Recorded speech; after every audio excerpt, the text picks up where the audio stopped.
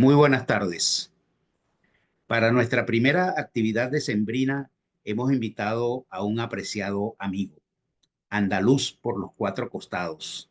Se trata de Lorenzo Morillas Cueva. Llega a nuestra sala virtual con su alforja llena de logros y méritos académicos. Licenciado en Derecho, doctor en Derecho, de la ex rector de la Universidad de Granada y profesor emérito de la misma, fundador y director por varios años del Instituto Interamericano Andaluz de Criminología, doctor honoris causa tanto por universidades españolas como latinoamericanas. Mario Benedetti, el poeta más cantado en nuestro idioma, según Joan Manuel Serrat, ha dicho que oscilamos entre la dicha y la desdicha. No cabe duda que el péndulo se ha detenido afortunadamente en la felicidad para oír a un catedrático e investigador que ha construido una sólida obra científica. Los estímulos de la realidad por donde ha transitado su vida académica han empujado a Morillas Cueva a transitar exitosamente el pedregoso camino de la dogmática penal, general y especial, y la no menos provocativa ruta contemporánea de la criminología. Si, como dice el pasaje bíblico, por su obra lo conoceréis, tengo que decir que sus libros, artículos y colaboraciones que ha publicado a centenares. Hoy Lorenzo Morillas Cueva nos va a hablar de un tema que no es nuevo en nuestro paisaje iberoamericano, pero que no pierde actualidad, como es la corrupción y los derechos humanos. Disertando sobre ellos, el conferencista nos llevará hasta conocer también cómo se ha forjado la internacionalización de las respuestas jurídico-penales. Amigo, te oímos.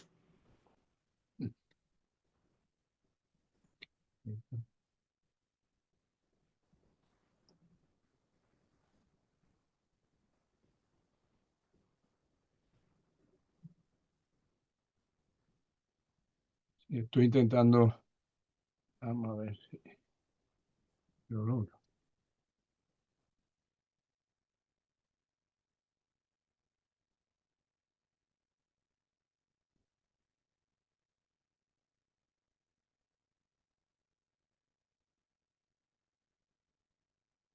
¿Se me oye y ve bien? Sí, perfectamente, Lorenzo. Adelante. He puesto ya el vídeo, vamos, el PowerPoint y comienzo. Bueno, en primer lugar, quiero agradecer la amabilidad que ha tenido el Centro de Estudio y Desarrollo, y en concreto el señor Riera Espinoza, para invitarme a participar en un evento de estas características que me permite volver, aunque sea online, nuevamente a Latinoamérica, de la que acabo de volver de Brasil hace unos días. Bien, como bien ha dicho, mi conferencia es sobre corrupción, derechos humanos, internacionalización de las respuestas jurídico-penales. Bien, lo primero es que puede parecer extraño que combinar tantas cosas, sobre todo en una conferencia limitada de tiempo, como son lógicamente todas las intervenciones de estas características. De poner en contacto la corrupción, la delincuencia organizada, la globalización y las respuestas penales, y a todo ello añadir un tema tan de referencia y tan importante como los derechos humanos. Pero veremos a lo largo de mi intervención que todo eso es evidente, que todo eso es un conjunto integrado para hacer frente precisamente al problema de la corrupción. Voy a empezar, y permítanme, con una cita contenida en la Convención de Naciones Unidas contra la Delincuencia Organizada Transnacional de Palermo, lo verán ustedes perfectamente, de 2000. Dice así, y me permito leerla: si la delincuencia atraviesa las fronteras, lo mismo ha de hacer la acción de la ley. Si el imperio de la ley se ve socavado no solo en un país, sino en muchos países, quienes lo defienden no se pueden limitar a emplear únicamente medios y arbitrios nacionales. Si los enemigos del progreso y de los derechos humanos procuran servirse de la apertura y las posibilidades que brinda la mundialización para lograr sus fines, nosotros debemos servirnos de estos mismos factores para defender precisamente los derechos humanos y vencer la delincuencia versus, en este caso concreto, la corrupción, y he añadido la trata de personas dentro también de las perspectivas corruptas que se están produciendo. Bien, esto ya nos pone sobre la base fundamental de mi intervención, y es, primero, un planteamiento generalizado, mundializado, como pongo los instrumentos, mundializado, transnacional, globalizado, para situarme después en la corrupción, que la voy utilizando en toda la intervención, y los derechos humanos. Derechos humanos, como se sabe, inherente a todos los seres humanos, sin distinción de raza, origen étnico, religión, cualquier otra condición.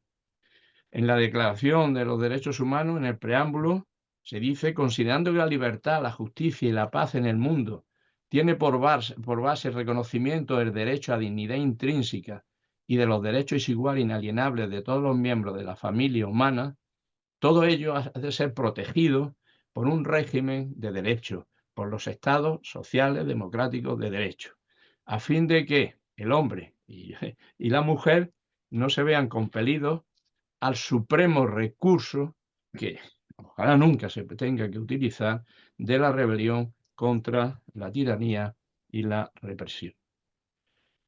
Bien, la primera parte entonces la voy a dedicar con cierta brevedad a la delincuencia organizada como uno de los núcleos esenciales precisamente de relacionada con la corrupción. En la Convención de Palermo, si subo, en la Convención de Palermo, se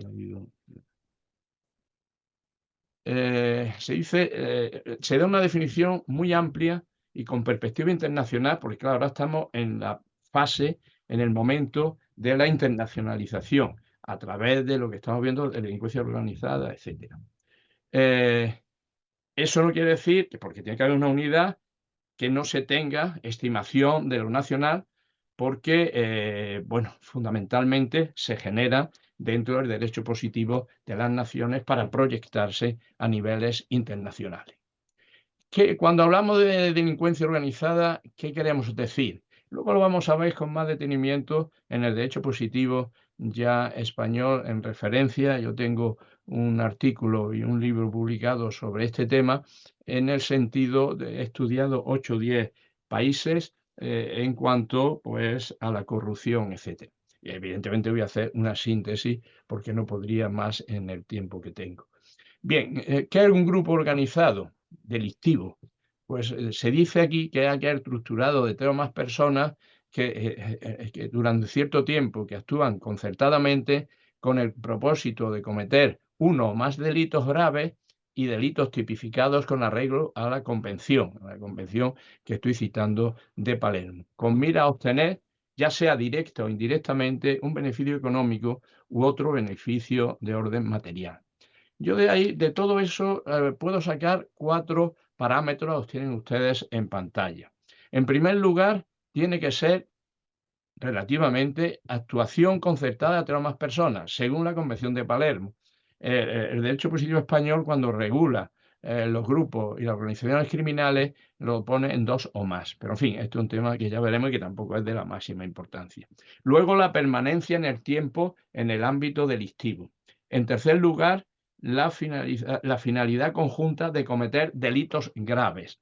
Aquí se dice solamente delitos graves, luego vemos que se añadirá en otras instituciones relacionadas con este tema que generalmente es al menos de 4 años, para dejar los delitos menos graves o leves que no entren en la estructura de lo que se considera, pues, la delincuencia internacional, la delincuencia organizada.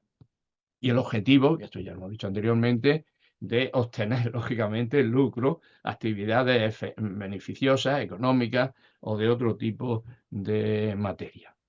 La decisión marco, ahora me voy al Consejo de Europa 2008-84, relativa precisamente a la lucha también contra la delincuencia organizada. En su artículo 1 define la organización delictiva, dando, muy parecida a la de Palermo, pero dando algún matiz más concreto.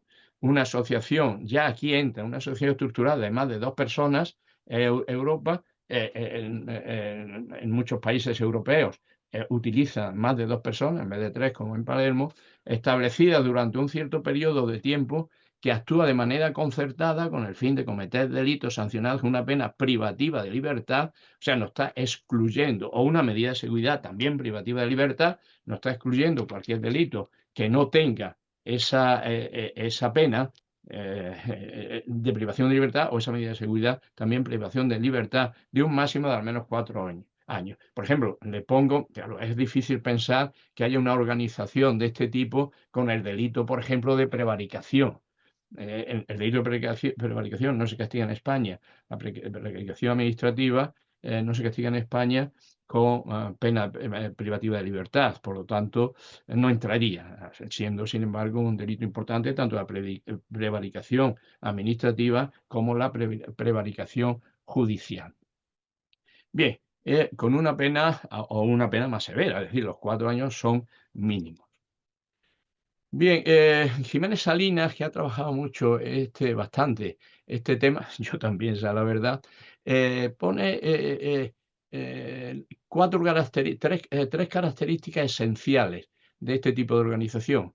Exigencia de grupos y organización de crimen organizado, violencia incluye esta hipótesis, que podía ser discutible, pues puede haber cuestiones o planteamientos de delincuencia organizada sin una violencia directa. Siempre, evidentemente, cualquier delito genera algún tipo de violencia. Y penetración y utilización de la economía legal para enmascarar su actividad ilegal. Son las empresas pantalla, etcétera, etcétera, que no tengo tiempo de entrar, aunque sería interesante. Eh, eh, Viene otra definición, que ya voy a saltar para ir un poquillo más rápido en esta introducción. Quizá aquí voy a nombrar, que luego lo voy a hacer con cierta, la estrategia 2019-2023, que es una estrategia nacional contra el crimen organizado y la delincuencia grave, programada en el Estado español, que es bastante interesante. Bien, aquí se concreta en esa lucha inicial del concepto de criminalidad organizada, pero también ya dentro de la criminalidad organizada, como ahora veremos en la relación que voy a plantear, está ya incluida la corrupción.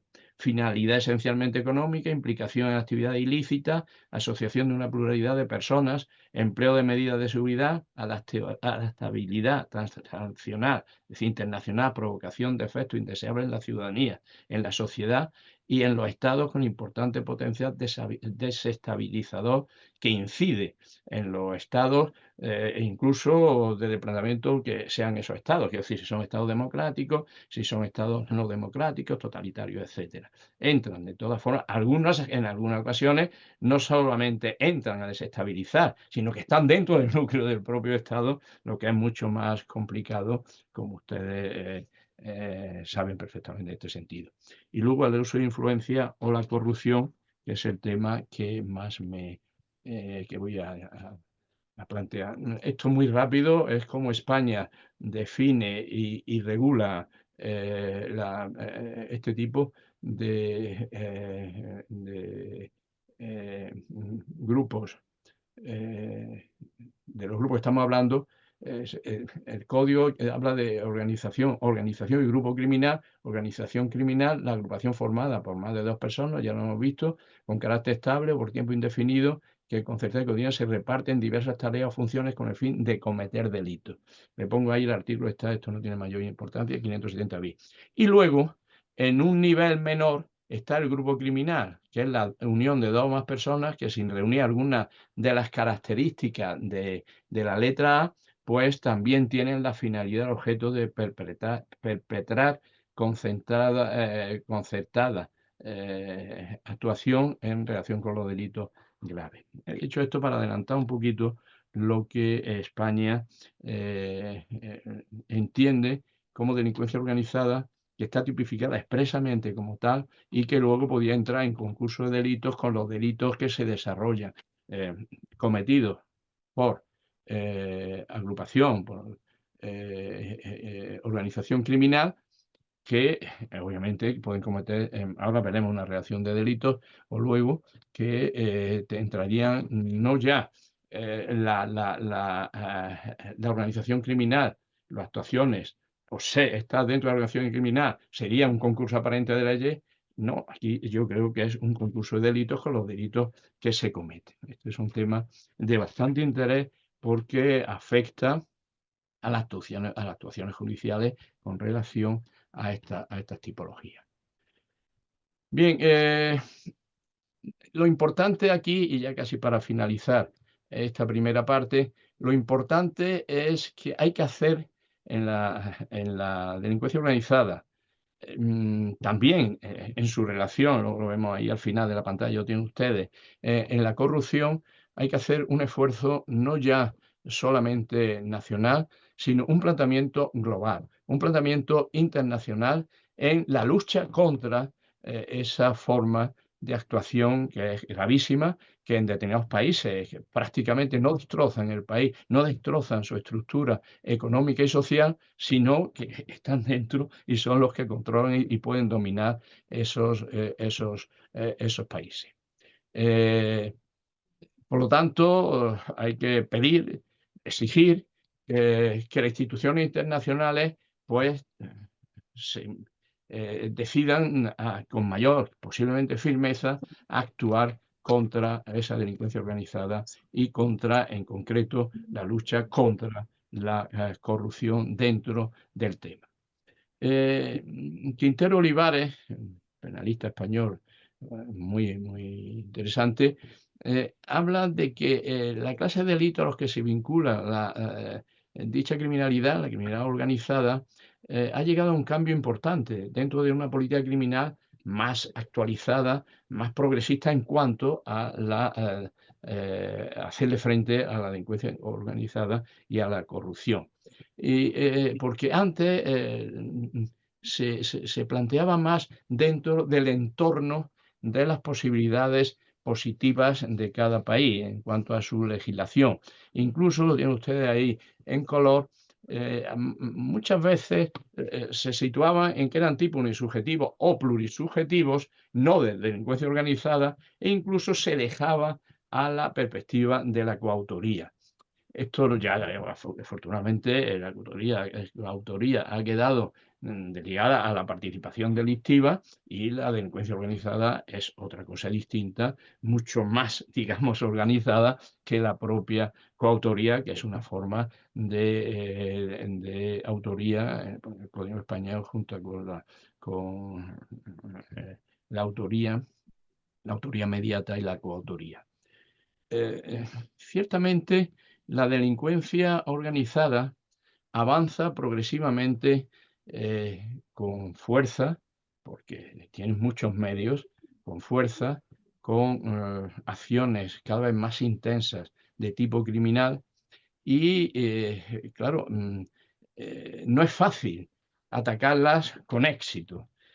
Sobre todo, he dicho el otro día di la conferencia en João Pessoa, en Brasil, sobre el tema que voy ahora no a plantearse, a señalar, porque eso sería otra conferencia, que si hay que darla más adelante, pues lo vemos. Pero ahora no me puedo parar en eso, pero sí la utilización de la inteligencia artificial para consolidar, para utilizarla con los fines delictivos que tienen las organizaciones de este tipo criminales y que están en una técnica muy avanzada de utilización de la inteligencia artificial. Evidentemente, la inteligencia artificial tiene dos perspectivas, una perspectiva positiva o dimensiones, una positiva y otra no tan positiva. La positiva es su utilización, su uso para atacar, para hacer frente a la corrupción, para hacer frente a las organizaciones de este tipo, las organizaciones criminales, pero también tiene la otra vertiente, la otra variable, que es que va a ser un arma interesante para la potenciación de las acciones, los objetivos y las finalidades de la criminología del crimen organizado. Bien, desde esa perspectiva se puede añadir en este momento ese avance, que también es un avance de las fuerzas políticas comprometidas con la lucha de este tipo, de lo que he dicho y que he señalado muy rápidamente, he puesto la inteligencia artificial, podríamos poner otras, imparable uso de las nuevas tecnologías. En segundo lugar, la vinculación, este es un tema bastante más complicado, que también sería fruto de un detenimiento del crimen organizado y el terrorismo, con los nuevos modelos de negocio criminal. La amenaza híbrida, los cambios demográficos, los desequilibrios económicos, políticos y sociales internacionales que provocan flujos migratorios irregulares. Aquí estamos entre otro tema que yo he añadido un poquito al principio, pero que no puedo tomar, aunque me gustaría bastante, que es los temas migratorios, donde, bueno, en España es un tema complicado, en Europa también, con diversas soluciones y diversas perspectivas. En segundo lugar, también los conflictos armados, la pobreza y la corrupción. Bien, sobre ello, para no añadir más lo que en principio ya prácticamente concluido, paso a la segunda fase, que es la globalización. Eh, mm, Se me oye, ¿no? Sí, Sí, no, sí, es que he visto que no lo veía, digo, a ver si ha pasado algo. Bien, eh, la globalización evidentemente, sucede lo mismo que con lo que he dicho en la inteligencia artificial. La globalización, en principio, con algunos límites quizás más intensos que la inteligencia artificial, tiene mecanismos, por supuesto, la globalización e internacionalización son dos cosas unidas totalmente.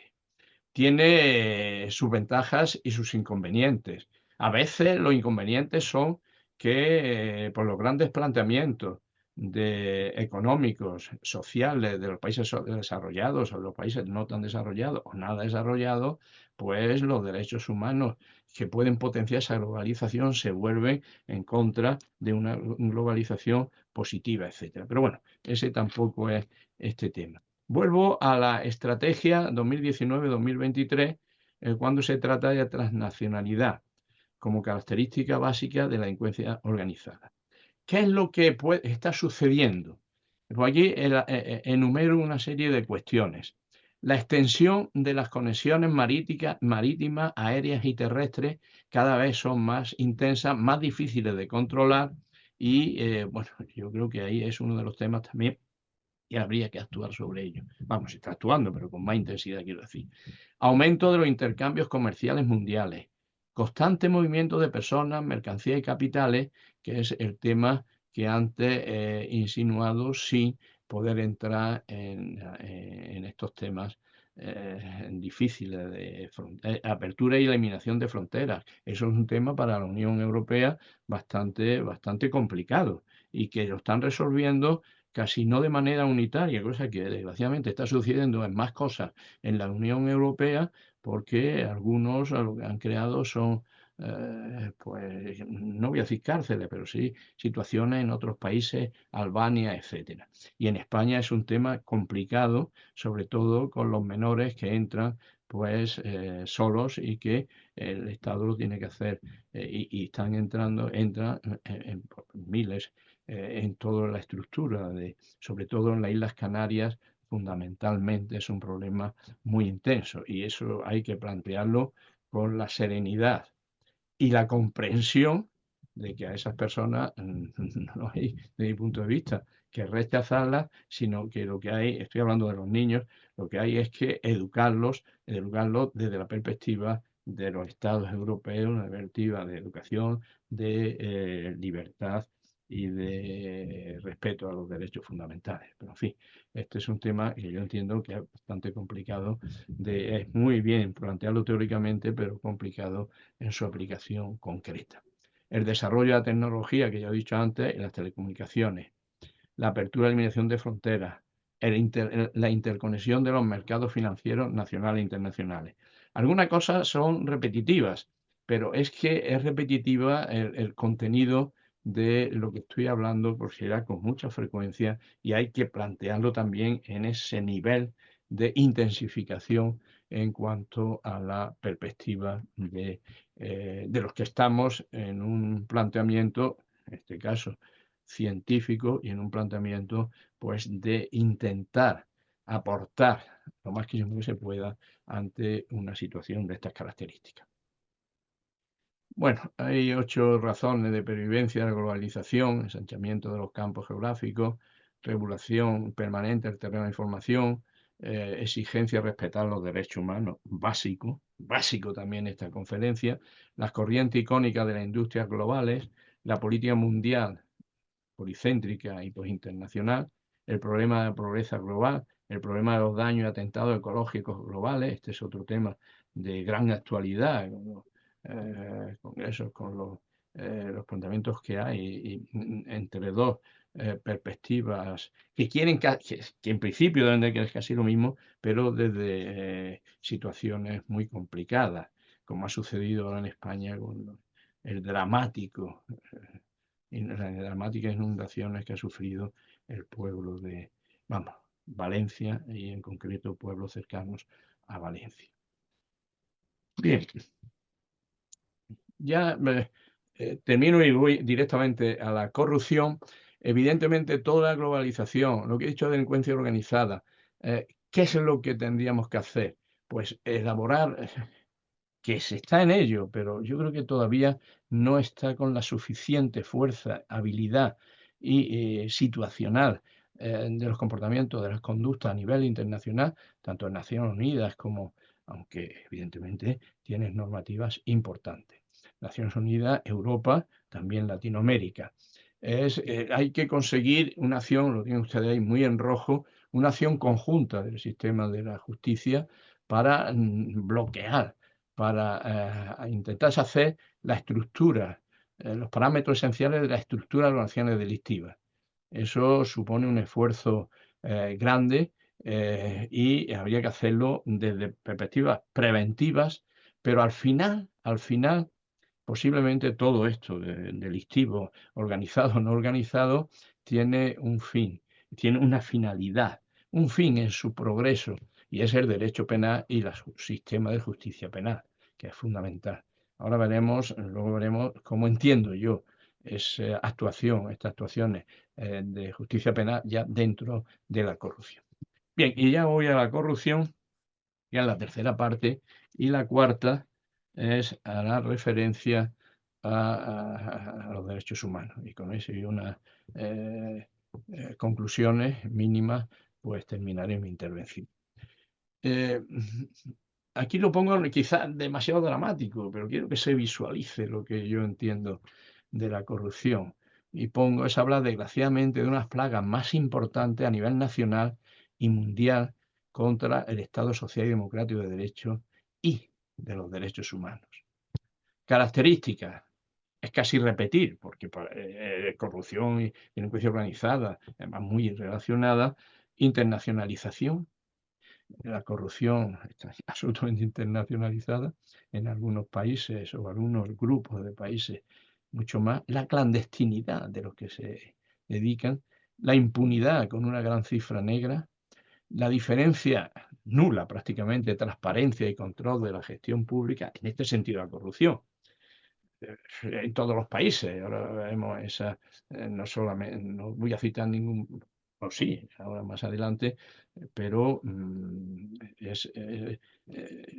veremos que son todos los países, los democráticos, no democráticos, etcétera, se ven azotados por esta plaga que es la corrupción. La corrupción financiera, la corrupción política, la corrupción de todo tipo. Eh, Hablar de corrupción, y esto yo lo he trabajado bastante, tengo un artículo bastante reciente sobre el concepto de corrupción, nos ponemos de acuerdo, aquí voy a decir algunas cosas sobre ello. Es importante saber de qué estamos hablando, porque corrupción no puede ser todo, no puede ser todos los delitos. Esos son otros mecanismos de actuación. Eh, Como digo ahí, se utiliza con frecuencia, pero difícilmente se concreta, se concreta conceptualmente. Porque la corrupción genera, incluso conceptualmente, para los que no digamos más a conceptos y dogmática, disfuncionalidades evidentes que marcan un inacabado planteamiento de su delimitación funcional. No solamente, pongo aquí arriba, llevan a fronteras imaginariamente fijadas, incluso en un plano científico, que yo creo que en muchos casos nos genera más confusión que esclarecimiento sobre el alcance conceptual, formal, pero también material de lo que yo denomino, y lo tengo publicado muchas veces, lo utilizo con gran frecuencia, los diversos tentáculos del monstruo de la misma cabeza, que es la corrupción, en sus más diversas variables. Se infiltran en muchos sitios gente que, ministros, gente de alto nivel político, empresarial, etcétera, pues caen en estos tentáculos del monstruo. Bien, claro, hay que plantear, y lo he adelantado brevemente con anterioridad, que no atiende la corrupción exclusivamente a un determinado modelo ideológico, político, social, económico. No, efectivamente, la corrupción yo creo que se encuentra más cómoda en determinados sistemas, en determinados países, pues a veces incluso se confunde interesada y programadamente con los propios gobiernos, o son los gobiernos los que generan algún tipo de corrupción. Pero lo que quiero decir es que está abierta, está en cualquier país, por muy avanzado que esté y por muchas circunstancias. Hoy, por ejemplo, se ha dado una noticia aquí, por lo menos en España, en Europa, de que un ministro de la Unión Europea, pues bueno, que también ha dejado de ser ministro, vamos, ministro, se le ha comprobado que estaba en un proceso de corrupción. También España se está dando, y muchos otros países, vamos, con mucho más nivel e intensidad en algunos países. Bien, el secretario general de la Organización Americana de Estados Americanos hace una frase que a mí me ha gustado y lo repito con cierta frecuencia. Tampoco puedo ser muy repetitivo con mis escritos, ¿no? Porque parece que me estoy autocopiando. Dice: la corrupción es una enfermedad hereditaria, autoinmune, de cualquier sistema político donde los seres humanos, las personas, son sus operadores. Y dice: no reconoce fronteras de ningún tipo, ya sean ideológicas, de color político, incluso de niveles de fortaleza institucional. Claro, es un ejemplo, es una forma de exponerlo, con la enfermedad y tal, pero sí es cierto que es compartido, afortunadamente, por muchas instituciones internacionales, nacionales, que están trabajando desde esa perspectiva colectiva y global, que requiere también una respuesta colectiva y global. Que se puede hacer más, evidentemente. Que hay que ponerse de acuerdo más, evidentemente. Que hay que ser más generosos los países desde su perspectiva interna y positiva, por supuesto. Evidentemente, a algunos que no les interesa eso, pero habrá que avanzar, por lo menos con instituciones democráticas en ese sentido. Por lo tanto, no existe desde mi punto de vista, no existe una definición pacífica de lo que se entiende por corrupción. Tampoco las modalidades y la forma de presentación. Van Duyne observa algunos casos históricos que pueden resumir lo que, pero no estoy yo de acuerdo con todo, que se encuentra frecuentemente en lo que él llama soborno, con esto vamos, enriquecimiento propio, fraude, amiguismo, mala gestión. Eh, Evidentemente, el soborno yo creo que es fundamentalmente donde va la corrupción, a lo que se puede soportar enriquecimiento propio ilegal, delictivo, también el fraude, el amiguismo, bueno, sería un tráfico de influencias y que también sería delito. Y luego la mala gestión. Ustedes, si la mala gestión, sin más, la consideramos corrupción y se sanciona con una pena, yo creo que entonces faltarían cárceles, porque la mala gestión de muchísimos políticos en muchos países, políticos y no políticos, universitarios, en fin, personas con responsabilidades públicas y no públicas, privadas, pues por eso hay que delimitar el concepto real de corrupción. Se ha dicho también, y lo tienen escrito, que la corrupción ha llegado a ser una palabra de los que los analistas del lenguaje denominan sin sentido. Hombre, no es que no tenga sentido. Vamos a ver en qué sentido dicen lo del sentido. Porque dicen, realmente significa poco o nada concreto, pues su asentamiento cada intérprete o cualquier individuo puede dotarla del contenido que estime más adecuado o sus pretensiones, y en consecuencia aquellas únicamente sirven para una comunicación social de nivel rudimentario. Yo les pongo aquí, no tanto, pero sí es cierto, y esto se vive cada día, supongo que en todos en sus países, en el mío, de que, bueno, cualquier cosa se dice, este es un corrupto. Bueno, no, puede ser un delincuente, pero un corrupto tiene que tener una serie de condiciones para entrar en el supuesto de la corrupción. Aquí le pongo diccionario de la lengua, desde el punto de vista de una interpretación gramatical de la lengua española, que también en muchos países latinoamericanos, eh, se dice es la acción y efecto de corromper o corromperse. Eso no dice nada, porque repite la nominación. Entonces habría que irse a lo de corromper. Dice digo yo, en su acepción tercera, la más cercana a la cuestión que estamos trabajando, sobornar a alguien con dádivas o de otra manera.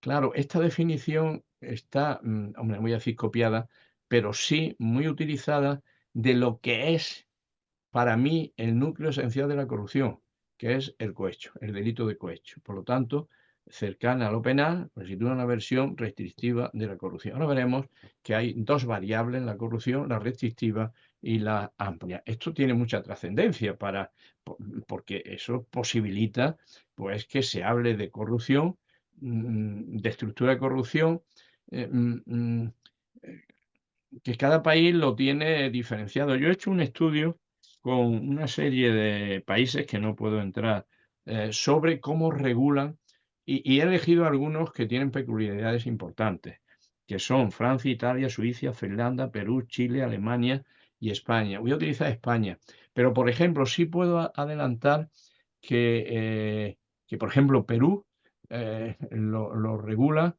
bastante, de forma interesante, muy parecido a cómo lo regula Italia, pero avanzando. Supongo que ha sido después cuando se ha regulado y se ha ido tomando nota de aquello que se podría plantear de forma más asequible.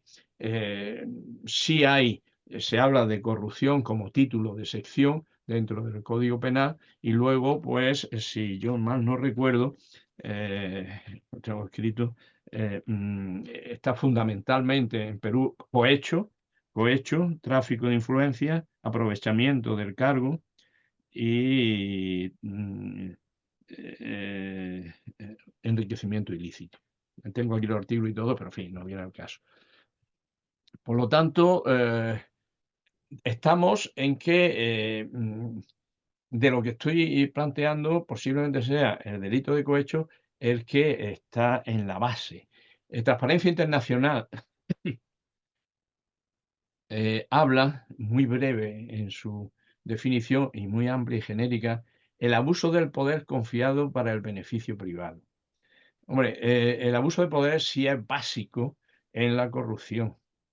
En la corrupción, ojo, administrativa, pública, porque cada vez más se amplía. Todos estos países que he citado lo tienen de una forma u otra. La corrupción privada, la corrupción de personas privadas, como luego veremos en España. Si me paso mucho de tiempo, me van avisando un poquito antes para yo ir resumiendo. Bien, eso es transparencia internacional.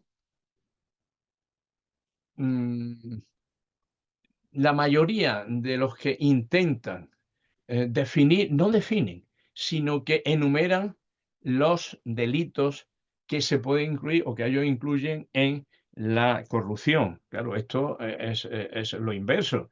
Primero vamos a decir que la corrupción, para ver qué delitos incluimos en la corrupción. No vamos a decir estos delitos me parecen que son corrupción y así le damos, utilizamos el concepto de corrupción. Pero bueno, aquí hay una frase que he metido pues, que es de Cerina, escribió, me parece el título de su libro, que dice, porque es muy interesante, la insoportable levedad del concepto de corrupción, efectivamente, la insoportable levedad, porque es muy difícil fundamentar ese concepto y definir ese concepto de corrupción. En todo caso, hay en toda la doctrina, en la jurisprudencia, se habla, se puede, de una posición expansionista y una posición restrictiva en relación con la corrupción. La expansionista es generalmente la de instituciones nacionales, perdón, internacionales fundamentalmente. Así, la Convención de Naciones Unidas de 2004, aunque en su artículo 2, que tiene las definiciones, no define lo que entiende por corrupción. Pero luego en la letra H, que tienen ustedes ahí, dice al delito determinante, al cual entiende como aquel del que se deriva la corrupción, y hace una descripción no del concepto de corrupción, sino de los efectos a los cuales llega esa corrupción. En los artículos 15-20. ¿Cuáles son los delitos que recoge? Me van a permitir, rápido, me van a permitir que los exponga, pero sin comentarios. Bueno, algunos hay comentarios. Soborno de funcionarios públicos nacionales. Esto es el cohecho. Soborno de funcionarios públicos extranjeros y de funcionarios de organizaciones internacionales públicas. Malversación o peculado, apropiación indebida u otra forma de desviación de bienes por un funcionario público. Esto de comparar la malversación y la apropiación indebida me parece excesivo y no apropiado, según se entienda por la apropiación indebida. ¿Por qué? Porque una cosa de apropiación indebida que tiene un carácter individualista, un carácter de bien jurídico patrimonial, y la malversación que tiene un bien jurídico colectivo, que es la administración pública desde mi punto de vista. Luego detallaré algo más esto. El tráfico de influencias, que se está en casi de acuerdo. Yo lo dudo, pero se está casi de acuerdo en incluirlo en este aspecto. El abuso en funciones, enriquecimiento ilícito, el soborno en el sector privado, entra lo privado en esta relación, malversación peculada de bienes en el sector privado también, blanqueo de productos del delito, encubrimiento y obstrucción de la justicia. ¿Qué comentario, aunque ya lo he hecho, pero en fin, qué comentario hacer sobre esta enumeración? A mí yo no soy partidario, lo adelanto, de la idea extensiva, y por eso digo que es un gran expansionismo, que no solo por el concepto de corrupción en sí mismo, por el propio derecho penal, al que proyecta en la base, criticable para mí, de un expansionismo desmedido y utilitarista, quizás no bien entendido. Eso no quiere decir, obviamente, que todos los delitos que estén ahí no son, evidentemente, para mí también, objeto de actuación penal, esas conductas, actuación penal, incluso con penas de cierta intensidad. Pero de ahí a todos ellos considerar que hay corrupción es otro tema. Dicho esto, no quiero, también pongo ahí dos líneas de la convención. Para mí la convención tiene muchos aciertos y me parece que es una estructura normativa bastante interesante que, por cierto, ha sido asumida por la mayoría de los Estados miembros. Pérez Ferrer, aquí una cita, dice que la corrupción en general se muestra en múltiples formas, tantas señala la autora, como corresponde a los delitos que se muestran incluidos dentro de la cobertura legal. Claro, se supera la tradicional comprensión de corrupción situada únicamente en funcionarios públicos o autoridades por una más extensa y proyectada internacionalmente. Esto es cierto, esto es cierto. Antes, corrupción, y muchos de nosotros, no es que lo hagamos, pero lo pensamos en algún momento, corrupción, funcionario público o servidor público. Bueno, la corrupción ya hay, en un procedimiento restrictivo, pero hay que extenderla también al sector privado, como hacen la mayoría de los países en los que yo he enumerado antes que he estudiado, por ejemplo, el propio Perú, por ejemplo, Italia, por ejemplo, Alemania, con una redacción muy confusa, y aquí tengo que criticar un poco la regulación que ha tardado mucho en sacar el Código Penal alemán, pero en fin, ese ya es otro tema. Bueno, entonces, esta tendencia expansionista, como he dicho anteriormente, está fundamentalmente posibilitada por las instituciones nacionales. Ya hemos visto la relación, que también toda esa relación de delitos se pueden simplificar en 3 o 4 o 2 o 3 secciones dentro de un código penal, pero en fin. En el derecho español, y ahora voy ya a la posición restrictiva, me queda poco para el final, eh, mm, fundamentalmente tiene la base en dos delitos: el delito de cohecho y el delito que llamamos corrupción en los negocios, que es el único delito del Código Penal, de todos los que y vamos a ver, la malversación, etcétera, que se habla de corrupción. Y es el más discutido y crítico por la doctrina española. En este sentido, me parece, para algunos, que no se debe entrar en los negocios, en la corrupción, sino en otros temas como eh, de administración de las empresas, etcétera. Bien, vamos, la posición restrictiva. Generalmente, la posición restrictiva se da más en el derecho interno, en el derecho de los países en concreto. Ahora, eso sí, se diferencia entre corrupción pública y privada.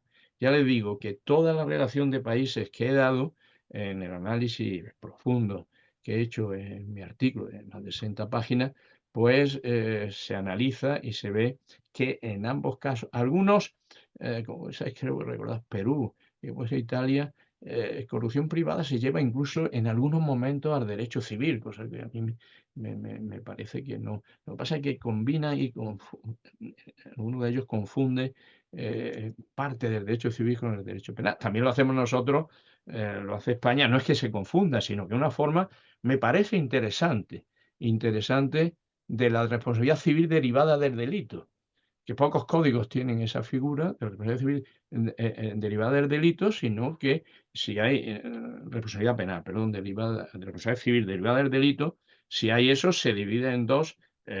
Por un lado, lo civil, y por otro, penal. En España se unifica, yo creo que con buen criterio, pues se adelante y así se avanza más a la hora del procedimiento correspondiente procesal. Le pongo aquí lo de malversación, administración de ley y apropiación indebida. Ya se lo he adelantado porque, por lo tanto, voy rápido. En España incluso esta integración de malversación, administración de ley y apropiación indebida ha estado vigente desde 2015, la modificación del código, a 2022, que han hecho una de las múltiples y, en la mayor casos, no acertadas reformas que se han hecho en el Código Penal español, que en 2 años pues hay más de 14 o 15. ¿Por qué digo esto? Porque la malversación, el peculado, para algunos de los códigos de ustedes, de los asistentes, es una cosa, y la administración de ley y apropiación indebida es otra. Insisto, el derecho penal alemán casi lo confunde. ¿Qué es la malversación? Aquí le pongo un artículo 232, que es el de la malversación en el Código Penal español, reformado en 2022.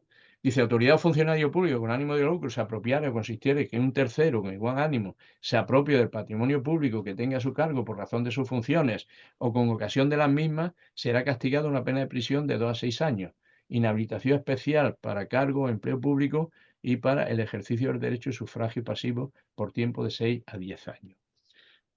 Antes, ¿qué sucedía? Pues que, bueno, lo básico de la malversación es el bien jurídico protegido, que es la administración pública, los servidores públicos, los funcionarios públicos, y el objeto material, que es el patrimonio público. Antes de la reforma de 2022, que es una reforma hecha para un grupito político que pactó con el gobierno, vamos, con Junts, independentistas, que se confundieron, no lo hicieron bien, y no les ha servido para poco. Sin embargo, este cambio me parece oportuno. Y lo digo para aquellos que quiera que lo tenga de esta forma, que no es la más adecuada desde mi punto de vista. Insisto, ¿por qué? Porque la malversación es un delito que habla de patrimonio público y de administración pública, mientras que la administración desleal y apropiación indebida es un delito más individualizado dentro de la individualización del tipo, que puede ser patrimonio, vamos, que es el patrimonio, y que por lo tanto poco tiene que ver. Anteriormente se decía, se ponía solamente la diferencia del patrimonio público, pero a la hora de concretar las conductas se iba en una referencia directa a bien a la administración de la o por indebida. A mí eso me parece, insisto, una pequeña barbaridad que ha sido subsanada por otros motivos, pero en este caso, desde mi punto de vista, bien subsanada. El cohecho y el soporte. Como he dicho, desde mi punto de vista, el cohecho constituye la máxima expresión del concepto de la corrupción. ¿Por qué? Porque se dan en él los elementos fundamentales de lo que se ha entendido siempre por corrupción, que es abuso y desviación de poder y el propósito, el objetivo, mediante pacto de una gananciación ilícita. Eso se puede dar para algunos también en la malversación. Yo tengo alguna duda, pero lo incluiría también dentro de la corrupción. Y algún otro, pero también con cierta duda. Doble perspectiva, entonces, en lo que vamos a hablar de cohecho soborno, que es en delitos contra la administración pública, el 419, 427, y luego lo que llamamos, o llama el Código Penal, que lo he visto en otros códigos de los que he analizado y que ya he citado reiteradamente, no llaman corrupción en los negocios, pero sí corrupción entre particulares.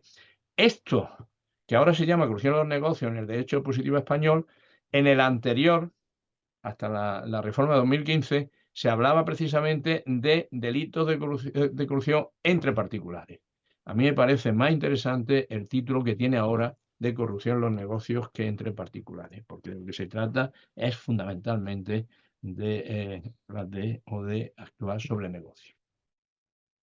Bien, hay dos tipos bueno, hablo de funcionarios, ya lo he dicho, dos tipos de cohecho fundamentalmente en el derecho penal español y también muy parecido en otros países. Por ejemplo, insisto en el de Perú, por poner un ejemplo, el cohecho es la referencia fundamental y si hay que ponerle alguna objeción es que tiene demasiadas tipologías relacionadas con el cohecho, también con el tráfico de influencias y con la malversación. Bien, se habla de cohecho pasivo propio que sitúa, que es el funcionario público o autoridad que en provecho suyo o de un tercero, pues recibiere, por lo que requiere un comportamiento inicial de tercero, es decir, recibe porque alguien se lo da, o solicita digamos, un poco lo omisivo y lo activo. Solicitara lo que significa una iniciativa previa del funcionario o autoridad, recibir iniciativa de un tercero, solicitar del propio funcionario. Retribución de cualquier clase para realizar en ejercicio de su cargo un acto contrario a los deberes inherentes al mismo para no realizar o retrasar injustificadamente el que debiera practicar. Bien, o para realizar un acto del cargo. Ese es el fundamental. El pasivo propio relacionado con sujeto activo, perdón, con el funcionario público. Luego está el impropio, que es mucho más suave, la omisión por parte del sujeto activo ya señalada por sí o por persona interpuesta de dádiva o regalo que le fueron ofrecidos en consideración de su cargo o función. Es decir, aquí no hay tanto un recibir pues, la dádiva, el favor, la retribución o solicitar, sino que en función de su cargo, pues porque ha hecho, no sé, vamos a poner un caso que no se debe de dar, pero en fin, al profesor que le da un sobresaliente al alumno y el alumno, el padre del alumno, pues le regala, que le digo, un jamón, un coche, una moto.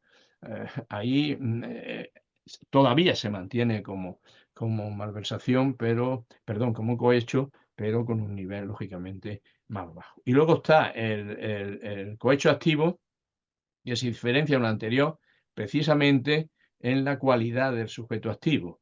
Es decir, por ello se ha denominado el reverso del cohecho pasivo.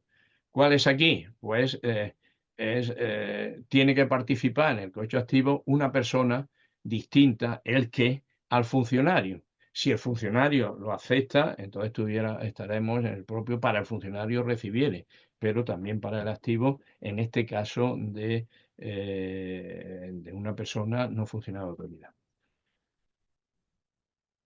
Bien, bueno, lo otro ya está dicho y paso a los delitos, ya me queda poco, los delitos de corrupción en los negocios. Claro, se plantea en su momento, como he dicho antes, era la corrupción entre los particulares, eh, protegiendo un bien jurídico que tiene una característica economicista, con un planteamiento fundamentalmente empresarial. Pero dicho esto, es prácticamente un cohecho activo y pasivo aplicado a lo concreto, corrupción en los negocios. Por lo tanto, se lo digo aquí, se trata esencialmente de una traslación de los delitos que hemos visto en el cohecho al ámbito privado, en clave de negocio y empresa. De esta manera se presentan dos relevantes. Por un lado, y esto sí lo voy a comentar y decir, porque es la base. Cuando un directivo, administrador, empleado o colaborador de una empresa mercantil en una sociedad que por sí o por persona interpuesta, es decir, esto es lo que llamamos un delito especial, porque solamente puede ser cometido por determinadas personas. Y estas determinadas personas no son funcionarios públicos, sino directivos, administradores, empleados o colaboradores de una empresa mercantil. ¿Qué pasa? Que reciben, solicitan o aceptan un beneficio o ventaja no justificado de cualquier naturaleza, por sí o para un tercero. ¿Por qué? Pues como contraprestación para favorecer indebidamente a otro en la adquisición o venta de mercancía, o en la contratación de servicios o en las relaciones comerciales. Se está ante un delito especial de corrupción pasiva sumamente próximo, como pueden ustedes comprobar, al cohecho pasivo de los administradores públicos, con la particularidad, la diferencia del sujeto y del objeto material, que aquí también es el patrimonio. Luego, la corrupción de los negocios cercana al cohecho activo se desarrolla en el siguiente artículo, que presenta también una mayor amplitud, hasta transformar un delito común, no es especial, sino quién. El resto supone lo mismo que hemos visto para la corrupción activa. Además, dentro de ello hay uno sobre todo muy interesante para lo que son, supongo que en los países que están interviniendo los compañeros, los oyentes que están en otros países, o incluso en Estados Unidos todavía no tiene mucha que ser deporte, el deporte es fundamentalmente futbolístico. Bien, pues aquí por fin se incorpora, se incorpora en el artículo número 4 del 600, lo que se llama el fraude en el deporte, con los mismos parámetros. Lo dispuesto en se dice, lo dispuesto en este artículo, se da la aplicación lo contenido en el número primero de dicho artículo. Pero desde una perspectiva deportiva. Este está pensado fundamentalmente para árbitros, deportistas, presidentes de federación, presidentes de clubes, etcétera, etcétera. Esto se ha trabajado mucho, es muy interesante. Hay bastantes casos. Ahora, últimamente, que se ha aficionado al Barcelona, pues tiene abierto un procedimiento de un árbitro que dádiva, a cambio de dádiva y tal, pues actuaba de manera que se puede incluir con conducta, se puede incluir esta tipología. Está abierto y, en fin, ya veremos a ver lo que sucede. El siguiente es una tipología que no sé yo por qué está aquí en este artículo, vamos, no sé, sé por qué, pero no estoy de acuerdo. La tipología es la corrupción pública en la actividad económica internacionales que pongo de controvertida ubicación sistemática. pues pasa de la fijación original como delito contra la administración pública, quizás estuviera ahí mejor, a los delitos de corrupción en los negocios, donde supone la corrupción o intento de corrupción en una autoridad funcionaria pública en ocasión de actividades económicas internacionales. ¿Por qué? Porque las actividades económicas internacionales las meten con la corrupción en los negocios. No tiene mucha fundamentación y por eso le pongo aquí una coletilla mía diciendo que yo la vería más dentro del cohecho activo como funcionarios que sean a nivel internacional. Bien, y ya ahora sí, para concluir con la última parte, que en breve, aunque ya lo he dicho a través de mi intervención, que es los derechos humanos y la corrupción. Como decía al principio, cuando comencé a hablar, enlazar, si es posible, pongo aquí, la corrupción con los derechos humanos, es decir, la cara, o sea, la protección, defensa y sobre todo aplicación de esto, frente al azote lapidario, utilizo esa terminología, de la corrupción, ya sea pública, política o privada. Simbiosis absolutamente negativa de consecuencias impredecibles para la ciudadanía en una sociedad corrupta, que afecta directamente a los derechos humanos. Enlazar, si es posible, la corrupción con los derechos humanos, bueno, esto ya lo he dicho, es que no sé por qué lo he repetido. Almagro, que ha trabajado esto, dice: la conexión corrupción y derechos humanos se suele presentar desde dos perspectivas diferenciadas. Es importante estas dos cosas. Dice: el análisis de esa corrupción como tal implica una violación de los derechos humanos, a lo que necesario hay que responder necesariamente, evidentemente, tenemos que responder que es así afirmativamente. Desde el momento que los principios básicos de una democracia basada en la igualdad de oportunidades para los ciudadanos, en la línea en que únicamente se accede en esta situación corrupta a derechos quien puede comprarlos. Es decir, que los corruptos están negando ese principio de igualdad, entre otras muchas cosas, que afecta a un derecho fundamental. En segundo lugar, como derivación de lo anterior, no ya solo al ciudadano que se actúa, que le llega esa restricción de sus derechos básicos, de sus derechos humanos, llega al debilitamiento institucional que que dirige a una consolidación de impunidad en determinadas circunstancias, determinados países. Es decir, en definitiva, un debilitamiento, porque al debilitar los derechos humanos se está debilitando la estructura garantista, la estructura básica de Estado social y democrático de derecho, con la, evidentemente, consecuente invalidez de los mecanismos anticorrupción y las violaciones de los derechos humanos. Por ello, primera frase a tener en cuenta: las sociedades más corruptas son también las sociedades del deterioro de los derechos humanos. Es incompatible corrupción con derechos humanos, obviamente. Pero en algunas, demasiadas situaciones, demasiados países, pues ese enfrentamiento entre derechos humanos y corrupción es base también de la estructura política y de la estructura social de esos países. Pregunta casi final. Esto podemos reflexionar conjuntamente, ustedes que me escuchan y yo mismo. ¿Se debe plantear un nuevo derecho humano a una sociedad libre de corrupción? Esto dicen algunos autores y yo lo mantengo también. La pregunta. Es complejo crear un nuevo derecho humano por una sociedad libre de corrupción. Es difícil porque es una abstracción, entre otras cosas porque tampoco tenemos una definición clara de lo que es corrupción. Y por la propia, como digo, concreción de la propia corrupción. Yo creo que lo que hay que hacer hay que hacerla a los derechos humanos reconocidos, no hay que crear otros, y proclamados por la Declaración de los Derechos Humanos, o por el ya citado Pacto Internacional de Derechos Económicos y Culturales, derechos sociales, económicos, laborales e incluso derechos liberales.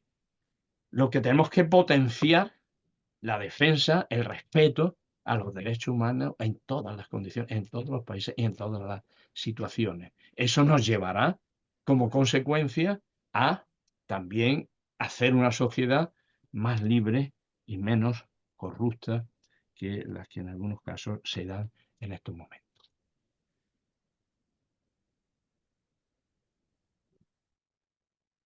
Por último, y ahora sí quiero hacer bueno, unas conclusiones, las políticas anticorrupción como base precisamente en relación a los derechos humanos han de adquirir la necesaria potenciación para que sean mecanismos, un poco el añadido de lo que he dicho anteriormente, neutralizadores de aquello y evitar lo contrario, que los abusos sobre los derechos humanos sean operadores a favor de la propiedad, de la propia corrupción. Esto lo que he dicho ahora desde otra perspectiva sintetizada y me parece que más clara. Hay que potenciar los derechos humanos porque, entre otras cosas, es absolutamente imprescindible, es necesario, es un compromiso que tiene que tener todo Estado democrático y toda persona con una coherencia ideológica en este sentido, sean mecanismos neutralizadores. Los derechos humanos neutralizan. Si se atienden y si están fortalecidos, se neutraliza a partir de la corrupción. Y al contrario, si hay abuso de derechos humanos, no se tienen en cuenta, son operadores a favor, vamos, no operadores por omisión, porque no se reconoce y se da más posibilidad a la propia corrupción. Final, el reto está abierto. La firmeza en las acciones a seguir ha de ser permanente, firme y coordinado por los propios Estados y las instituciones internacionales. Es decir, firmeza en las acciones por propia de las instituciones, tanto a nivel nacional, de los propios Estados, como internacional. Y ya en un minuto, no sé si me he pasado demasiado, algunas a manera de conclusión. A ver, esto no es. Vale, aquí. Primera, bueno, conclusión también resumida, porque tengo 20 conclusiones sobre esto, pero para situar un poco lo que he dicho y despedirme de usted. Bueno, despedirme, no sé si ahora la intervención. Digo aquí la primera, lo de la definición, que reiteradamente lo he dicho, pero aquí lo quiero hacer conclusivo. En torno a la corrupción, precisamente la falta de precisión en torno a la definición de la corrupción. En segundo lugar, sobre tales aseveraciones, asimismo comparto, se debe compartir tanto por instituciones nacionales como internacionales, de que semejante, lo leo porque quiero consolidar la terminología, cruel y despiadado fenómeno atentatorio de los derechos humanos básicos y del justo equilibrio económico destruye y desequilibra las bases fundamentales de los estados al respecto. En tercer lugar, desde semejante perspectiva se hace necesaria respuestas equilibradas con firmeza a través de múltiples dimensiones, que pueden ser dimensiones de otros sectores de ordenamiento jurídico, preventivas, administrativas, etcétera. Pero en las de mayor gravedad e incidencia estructural, por supuesto, las organizaciones criminales, las de ámbito jurídico, y dentro del ámbito jurídico, evidentemente, los criterios punitivos. Ahora bien, con tales previsiones, que yo comparto, estoy comprometido en la medida en que puedo, con mis reflexiones, es absolutamente necesario acercarse sobre una opción garantista. Garantista también frente a la lucha contra la corrupción, a esta en sus múltiples facetas y realidades. Hay que perseguirla, hay que hacerle frente, pero siempre con los criterios esenciales, garantistas y de Estado Social y Democrático de Derecho. Como criterios previos seleccionados por poner una narración ya así final, la primera, hay que en la corrupción, lo he dicho a través de todo lo que he planteado, integrar tanto el sector público como privado. No dejarlo en el sector público exclusivamente. Los políticos son muy malos, los funcionarios públicos son muy malos, los tenemos que perseguir a los que sean corruptos, lógicamente. Bien, bien está, pero también en la administración, en el sector privado, también tendríamos que tener, quizás con menos intensidad punitiva, pues algunas normativas que los supuestos más graves, más intensos, se puedan también sancionar.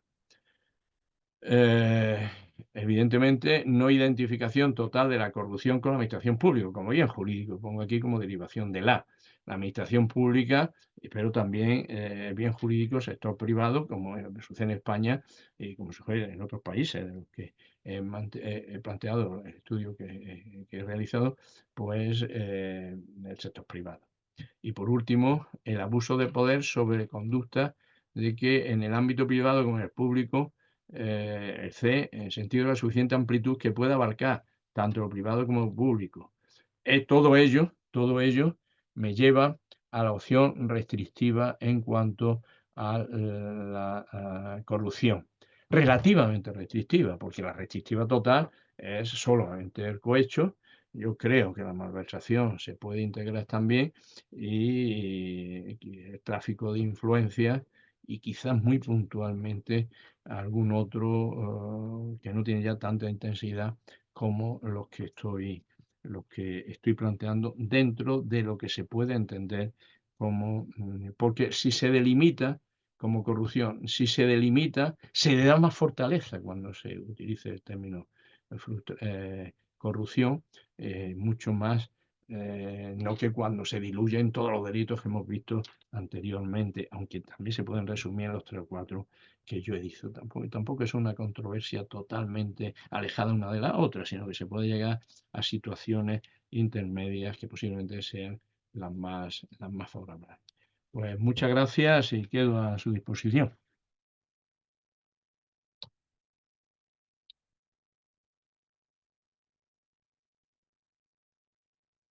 ¿Se me oye o me han oído?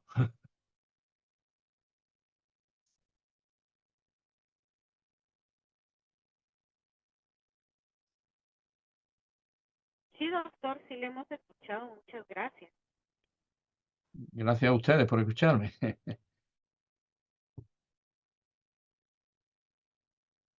La veo a usted, ¿no? ¿Lita? Hola, doctor, ¿cómo está? Mire, la verdad es que Yo muy yo, bien. Poco yo seco de no beber agua en tanto tiempo, pero bien. sigo súper agradecida con Judek y con personas como usted que realmente dan su conocimiento día a día. Me siento muy honrada realmente de tener a personas como usted, ¿verdad? Aunque sea por este medio.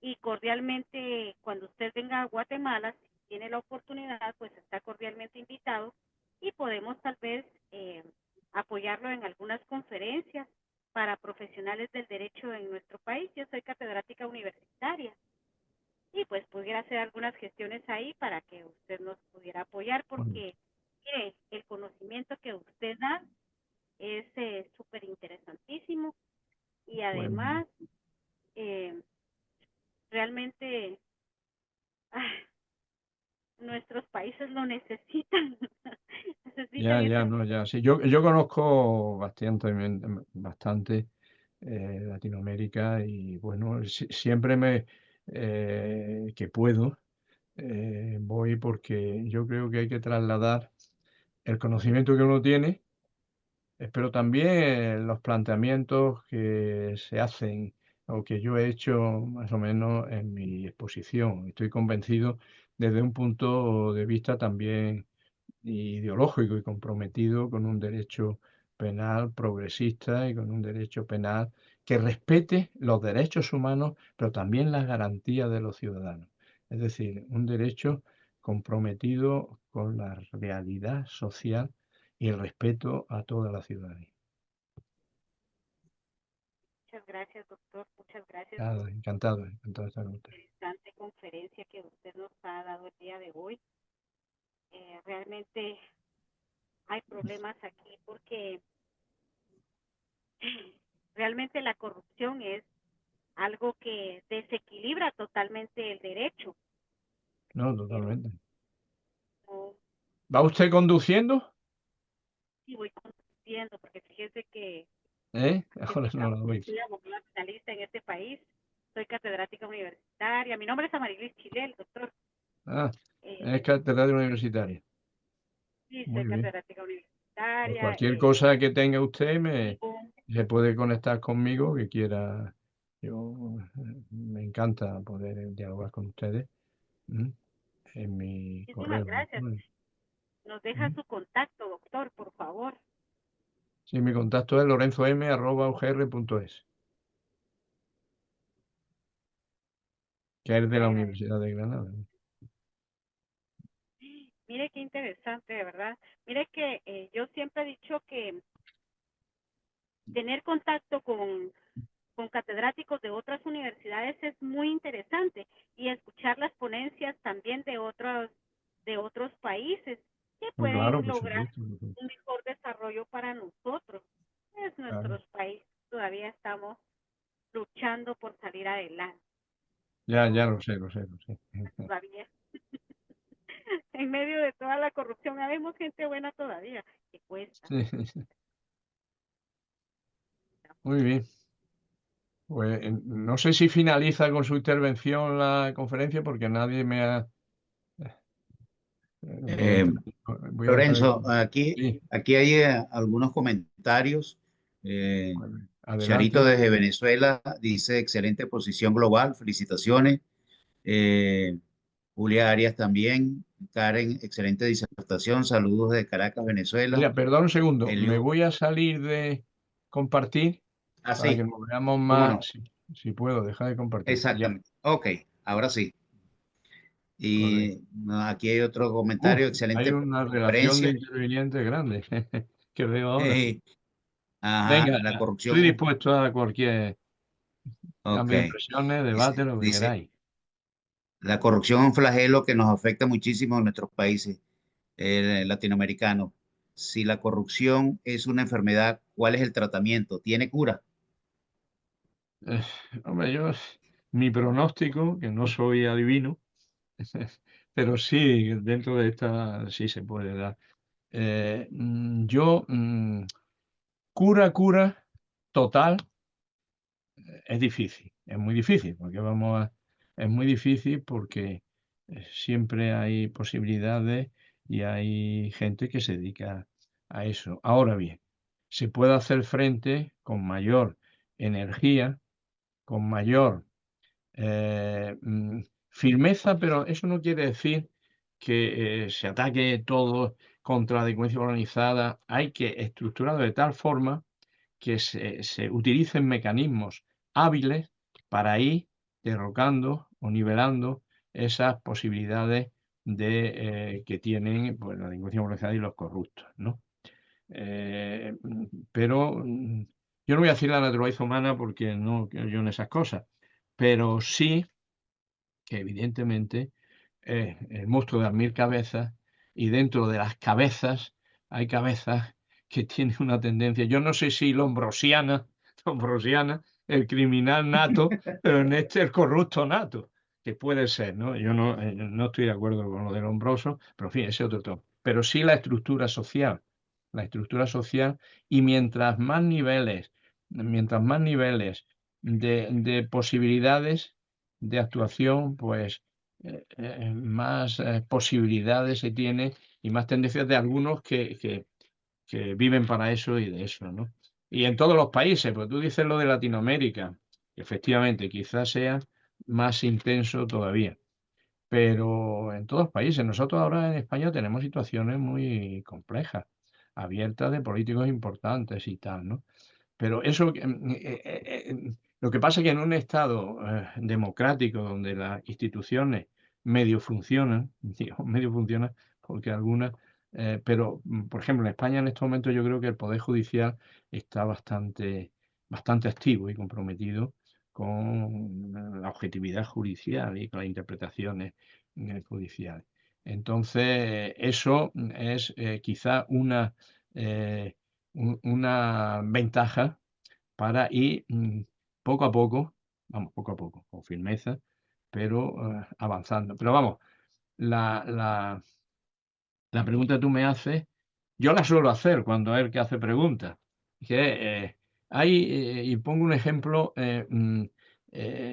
Claude Rosin, lo conoceréis, vamos, Claude Rosin es un catedrático, para mí es catedrático vivo mejor que hay, que es alemán. Claude Rosin tiene, y yo también, un artículo que dice ¿qué futuro tiene la dogmática penal? Entonces yo le pregunto, ¿qué futuro tiene la dogmática penal? Pero igual, el otro día cuando hablaba de inteligencia artificial, también me la pregunta, ¿qué futuro tiene la inteligencia artificial? Y así sucesivamente. Hablando en otros sitios de la energía nuclear, ¿qué futuro tiene? Claro, aquí cada uno dice lo que piensa de cada futuro y lo que le interesa. Pero, y en esto es igual, ¿qué futuro tiene el futuro es muy difícil neutralizar las organizaciones criminales que tienen un poderío impresionante, impresionante. Ahora con la inteligencia artificial, más todavía. Pero claro, nosotros tenemos que superar eso a nivel internacional y a nivel nacional. Tenemos que hacer, si la inteligencia artificial es favorable o es útil para los corruptos y para las organizaciones criminales, pues nosotros tenemos que utilizar con mayor habilidad, utilidad, etcétera, la inteligencia artificial para neutralizar precisamente la utilización negativa de la inteligencia artificial, por poner un ejemplo. Muy bien. Ahora lo estoy viendo muy bien porque me he quitado ya de... y la estoy viendo perfectamente en su coche. Muchas gracias, doctor. Pues ya le ¿Algo dije más? cordialmente a Guatemala. ¿Está usted en Guatemala? Ah, sí, Soy de Guatemala. Sí, muy Guatemala. interesante. Me encanta verla allí en Guatemala. Yo he ido a Guatemala, no he ido mucho, he ido 2 o 3 veces, pero muy, muy interesante. Pues cuando venga aquí coordinamos con la universidad, posiblemente la Universidad de San Carlos, para que nos pueda dar hermosas conferencias. Con mucho gusto, con mucho gusto. Gracias. Bueno, pues no sé, ¿usted coordina algo de esto o no? ¿De la conferencia? Sí, puedo coordinarlos, No, de hecho. si es saber si he terminado o no, porque estaba hablando Buenas con... tardes. ¿Eh? Hola, ¿Quién por me aquí habla? José Mondaraí. Helio Perelman. El doctor Riera tiene problemas para conectarse. ¿Perdón? El doctor, el doctor Riera tiene problemas para conectarse. Entonces finalizamos. Doctor Riera tiene problemas de conexión. Ya, pero digo que si tiene problemas y no hay más intervenciones, Sí, voy a tomarme el atrevimiento de leer algunas preguntas que están en el chat para dar continuidad a la pues ronda venga, de intervenciones. léala. En Singapur mataron a los corruptos y sanearon el país, dice la doctora ¿Cómo? Sharif. Perdón. En Repito. Singapur mataron a los corruptos y sanearon el país. ¿Y qué quiere que yo le diga? Porque no estoy de acuerdo con matar a nadie. El caso de Singapur es bastante excepcional. Por muy corruptos, asesinos que sean, yo es que estoy en contra de la pena, vamos, en contra. No me parece que sea una medida, porque, bueno, esto sería otra conversación. Vamos, otra conferencia, hablar detenidamente, porque claro, dicho así, puede decir, este hombre que dice que no se puede, pues no, yo creo que el derecho penal a lo máximo que debe llegar, a lo que tampoco la permanente, en España tenemos la prisión revisable, que puede durar 25 años y a los 25 años se revisa al individuo que ha cometido y el juez puede seguir, hacer seguir la pena hasta, pues se transformaría ya en perpetua, no permanente. Y un máximo como máximo de 40 años de prisión.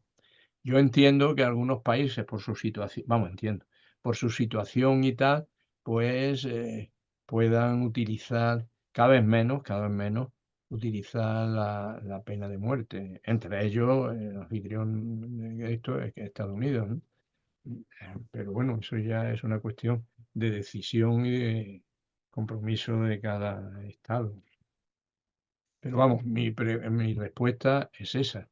Porque claro, yo estoy seguro que de lo que me ha planteado usted, de matar a todos los corruptos. Hombre, no todos los corruptos tendrán un nivel de corrupción para matarlos, digo yo. ¿Eh? Entonces, pues, esto es muy complicado, la utilización de la pena de muerte, porque no tiene retroceso ninguno. Se puede luego ver que es inocente, etcétera, etcétera. Pero bueno, yo sé que algunos de los países que están, o sus representantes, o sus ciudadanos que están oyendo todo esto, pues serán partidarios de la pena de muerte por la situación que tienen en su país. Bueno, ahí no voy a entrar, yo he dado mi opinión. Sigo con los comentarios. Dicen algunos que la corrupción se puede combatir incrementando los sueldos de los funcionarios o empleados públicos. ¿Será posible? No, yo no creo que se pueda. Hombre, si se le incrementa el sueldo de los funcionarios públicos, servidores públicos, pues me parece muy bien, porque hacen generalmente una gran labor, cuando no son corruptos, obviamente. Pero yo no creo que sea esa la base, porque la prueba está en que la mayoría de los corruptos de verdad, no el funcionario que hace cualquier cosa que puede entrar en uno de los delitos que hemos planteado y tal, son personas con nivel elevado. Es decir, que la corrupción genera incremento económico, patrimonial y tal, y ya se entra en un círculo donde los corruptos intensos en delincuencia organizada o no organizada, pero corruptos, generalmente no necesitan un incremento de sueldo, incluso a lo mejor no tienen ni sueldo porque están en otras actividades. Pero evidentemente un Estado que reconozca el trabajo y el compromiso de sus servidores públicos, pues evidentemente mejor, funcionará mejor. Pero eso no, yo creo que no elimina la corrupción. Lo que pasa es que yo que soy conocedor de algunos, bastantes países, eh, claro, hay países que es que la corrupción, entre comillas, de funcionarios y tal, es un incremento del sueldo, incluso admitido, ¿eh? Porque no, porque evidentemente su sueldo es muy bajo y tal, pero no es ese, yo creo que no es ese el planteamiento, ¿no? Yo acabo con mi corrupción si tú me pagas más, eso no lo veo así, no lo veo así. Sí veo reivindicaciones sociales y reivindicaciones funcionariales para que se incremente su sueldo en un sueldo digno para poder trabajar como servidor público. Gracias por la conferencia. Felicitaciones. ¿Algún comentario del activismo judicial y del Ministerio Fiscal en relación a la corrupción? ¿En general o en España? El Lorenzo Chávez no lo especifica. Ah, no, ya, me dice, repíteme, porque es que en España tenemos ahora un problema que habría que ver si es corrupción o no, que en mi planteamiento restrictivo. No sería, el fiscal general está imputado por el Tribunal Supremo, pero por una revelación de secretos que no entraría en la corrupción. Pero ¿cuál es la pregunta en concreto? Le pido un comentario sobre el activismo judicial y del Ministerio Fiscal en relación a la corrupción. El activismo, ¿qué significado le da? Hombre, el activismo, ¿perdón? El Lorenzo Chávez dice que en general.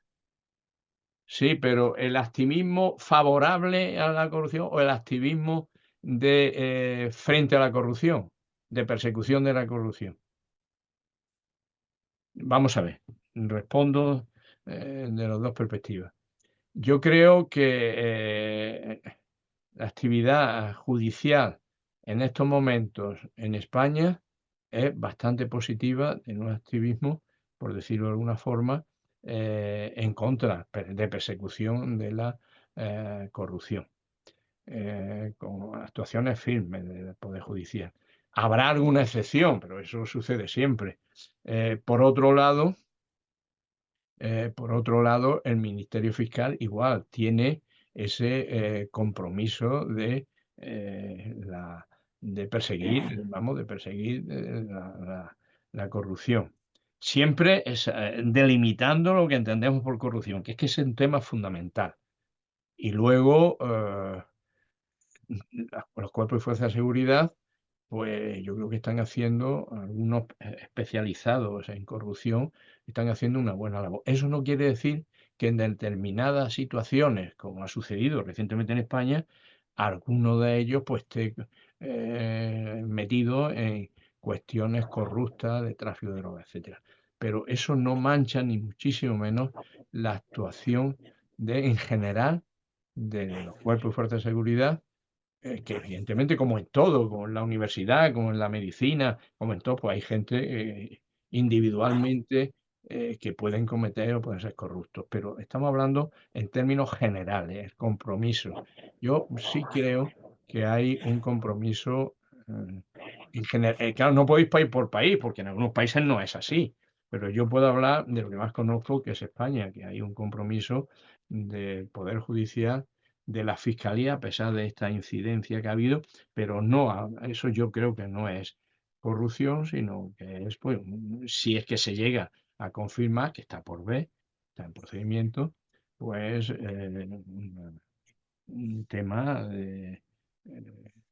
concreto, no dentro de un delito en concreto de revelación de secretos, tiene mayor trascendencia. Incluso no creo recordar que no tiene una pena como para incluirlo en la organizada y tal, estos 4 años. Y también los grupos especializados en la persecución de la en su persecución, pues también creo que están haciendo una labor interesante con informes muy complicados por las personas a las que se dirige esos informes, ¿no? Y hay un compromiso, afortunadamente. Luego hay otras cosas, pero estoy hablando en términos generales.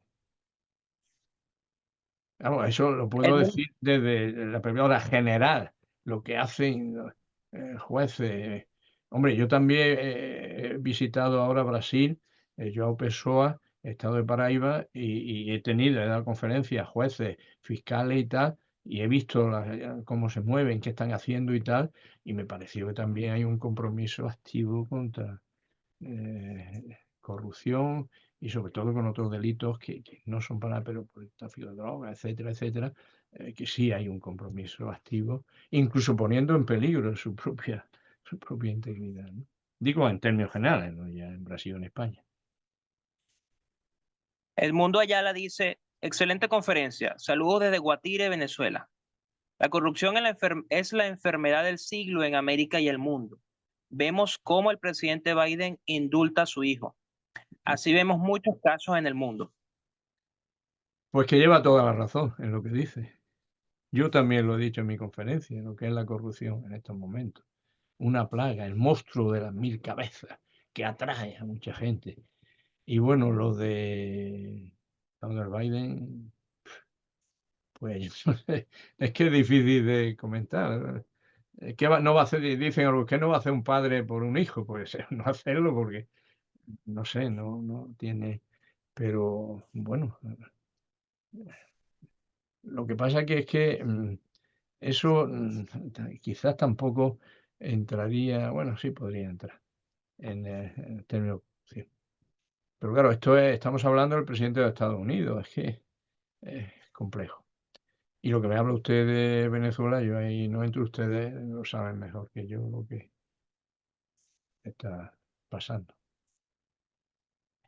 ¿Está de acuerdo con establecer la imprescriptibilidad de los delitos de corrupción? Ese es el caso de España.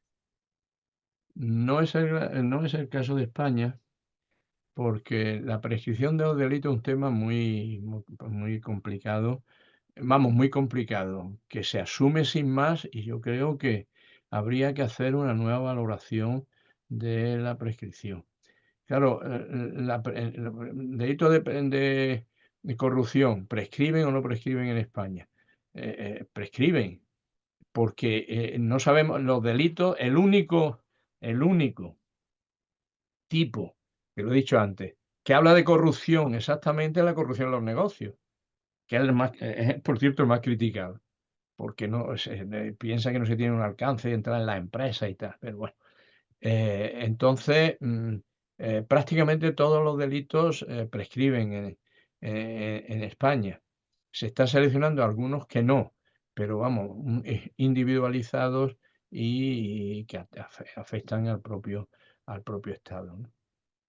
Pero vamos, en corrupción, que a mí me consta, estoy pensando sobre la marcha, pero es que si corrupción se reduce a lo que yo planteo, que es que no puede ir más allá de mi punto de vista, al cohecho, a la malversación, al tráfico de influencias. Todos esos delitos en estos momentos están contenidos como prescriptivos. Incluso Entiendo. una pena excesivamente alta. La licenciada Marilis, la hermosa dama que estaba hablando con usted anteriormente, solicita su número de contacto. Se lo he dado, Eh, lo he dado. ok. Excelente. Bueno, si no hay alguna De todas otra formas, intervención. repito que si alguien se puede poner, si quiere poner en contacto conmigo, ustedes tienen mi email. Lo pueden Sí, hacer igual sin cualquier mayor- persona que desee contactar con cualquiera de nuestros excelentes ponentes puede ponerse en contacto con la institución, con JUDEC, y Muy bien. nosotros le podemos proporcionar las vías de contacto. Efectivamente, así es. ¿Alguna otra intervención?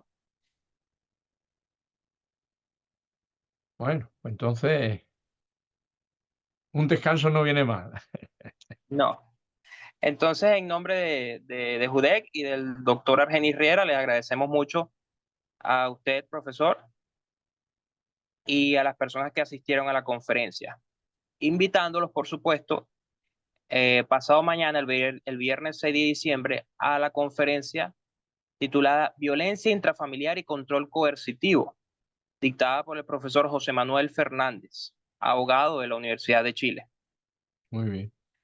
Nuevamente, muchas gracias y Gracias también a estaremos en ustedes contacto. por su amabilidad, por lo bien que ha transcurrido todo, la organización, y espero que nos podamos ver y trabajar conjuntamente también más adelante. Como me ha dicho la señora de Guatemala, pues que con muchísima amabilidad y con conocimiento me encantaría tener pues con ustedes pues con actos de estas características, podamos cambiar impresiones y tal sobre temas que, bueno, el derecho penal es una fuente de temas a entrar en debate, a valorarlos, porque es la última ratio, es lo último que tiene el Estado para defenderse, el Estado constitucional.